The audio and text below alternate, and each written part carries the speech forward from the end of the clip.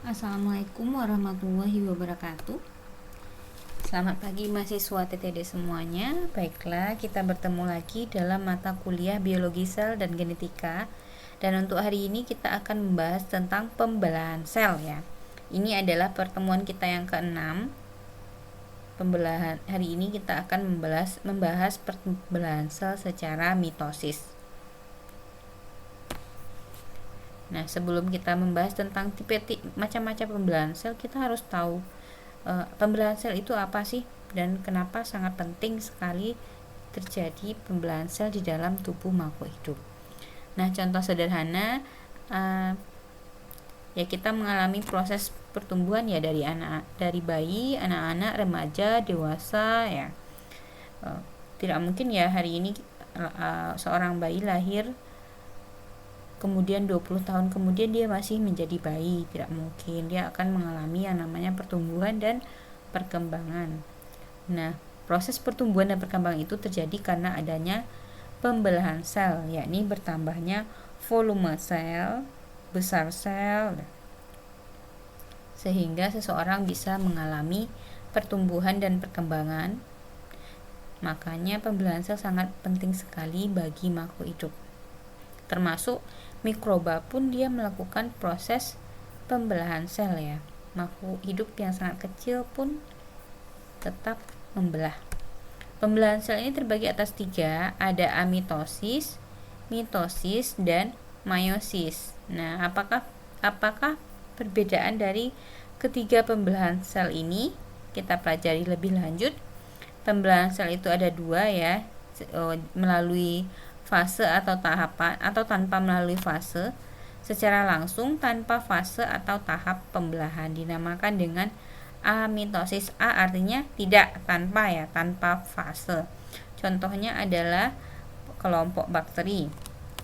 Sementara secara pembelahan sel secara tidak langsung melalui fase atau tahap pembelahan. Secara tidak langsung ini dibagi atas 2, ada yang somatis terjadi di sel tubuh, kita namakan dengan pembelahan mitosis. Contohnya tulang, rambut itu bertambah panjang ya. Itu pembelahannya secara mitosis. Dan terjadi di sel kelamin atau gonad, kita namakan dengan pembelahan meiosis. Hanya terjadi pada ovum untuk perempuan dan sperma untuk laki-laki. Contoh pembelahan amitosis pada makhluk hidup uniseluler ya, atau makhluk hidup bersel satu. Contohnya bakteri, alga biru, dan protozoa. Kemudian bisa Anda sebutkan contoh bakteri yang dapat menular melalui transfusi darah? Silahkan ketik di kolom komentar ya. Kemudian contoh pembelahan mitosis terjadi di sel tubuh adalah rambut dan tulang ya. Dan contoh pembelahan meiosis yang terjadi di sel gamet hanya 2, yakni sperma dan ovum. Nah, ini tahapan reproduksi sel atau pembelahan sel. Untuk amitosis tidak ada ya, karena dia langsung membelah dari 1 jadi 2 jadi 4 ya, seperti bakteri dia langsung membelah. Sementara mitosis dia melalui tahapan. Ada yang namanya profase, metafase, anafase, dan telofase. Bedanya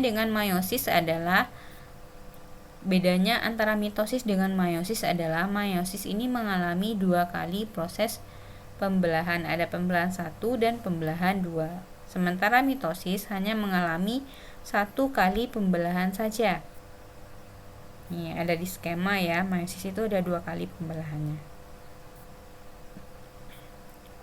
Kita pelajari satu-satu. Amitosis tadi sudah saya jelaskan ya, pembelahan sel terjadi tanpa melalui fase-fase pembelahan. Dalam arti pembelahannya terjadi secara langsung dari 1 menjadi 2 jadi 4 jadi 8 dan seterusnya. Contohnya ini itu adalah bakteri ya, contoh bahas sederhananya. Dari 1 jadi 2 jadi 4, seperti itu.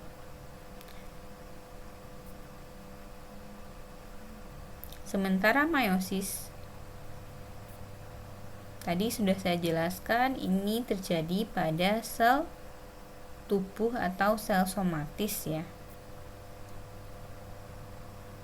Karakteristiknya terjadi di sel tubuh, jumlah kromosom sel anak akan sama dengan kromosom sel induknya. Misalnya jumlah kromosom sel induk 2N diploid, maka jumlah kromosom sel anak juga akan 2N, sama-sama diploid. Tidak mengalami reduksi atau pengurangan jumlah kromosom. Nah, kita lihat di slide ya, induknya 2N, anaknya juga tetap 2N, tidak mengalami reduksi atau pengurangan, dan hanya terjadi satu kali pembelahan saja ya, hanya satu kali pembelahan. Nah, tahapan mitosis ini ada 2 ya, ada yang namanya interfase atau fase istirahat, ini ada G1, S, dan G2. Kemudian fase pembelahan atau mitotik, profase, metafase, anafase, dan telofase. Biasanya saya singkat dengan IPMAT ya. IPMAT. Interfase, profase, metafase, anafase, telofase.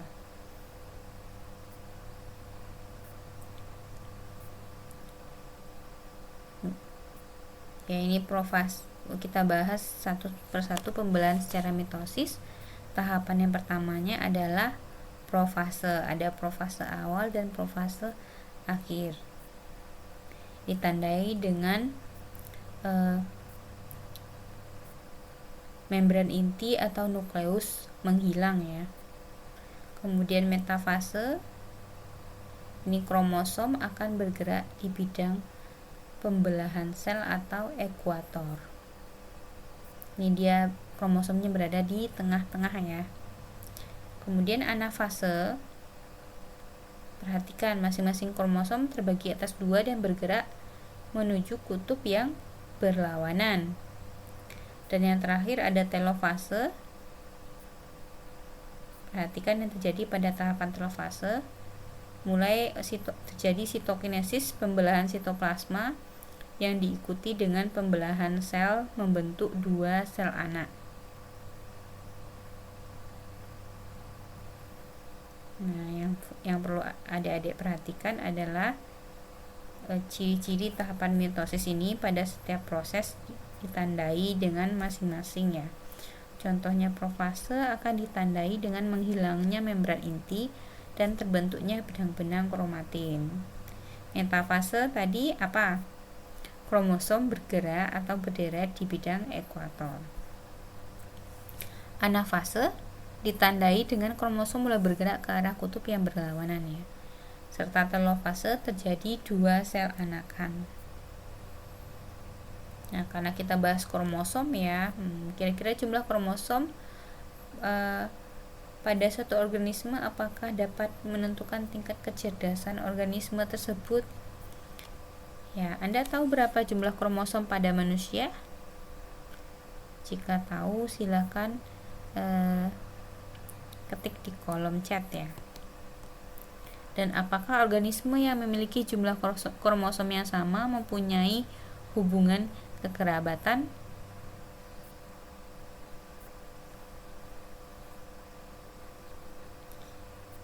Ya, tuh coba perhatikan kromosom manusia ada berapa, kira-kira kita sama dengan organisme apa saja ya yang ada pada slide.